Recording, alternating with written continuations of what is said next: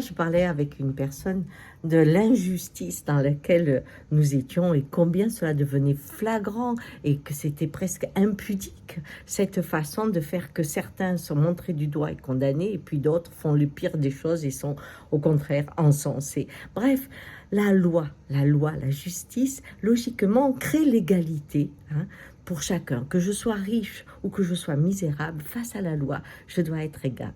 Bon, eh bien, ce n'est plus le cas.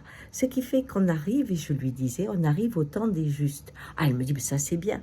J'ai dit oui, que la valeur des justes aujourd'hui s'exprime comme elle s'exprime dans tous les moments de haine, de guerre, etc.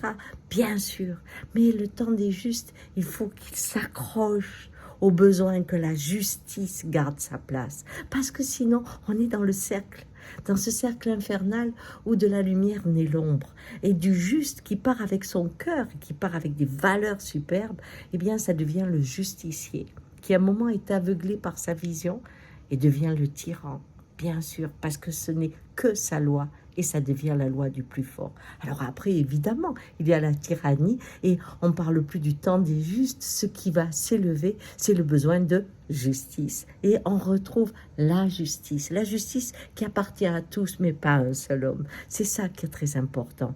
Oui, ce sont des cercles de vie. Hein? Et quand on est dans une époque, bien, il faut savoir que le deuil de la justice, c'est grave. Alors battons-nous pour qu'elle existe, pour qu'elle en ait les moyens. Sinon, le temps des justes appartiendra à chacun. Mais ensuite viendra le temps des justiciers. Et celui-là est difficile à vivre. Allez, c'est pas très heureux aujourd'hui, hein, mais c'est pour que nous soyons vigilants et qu'on aime notre justice. Ciao!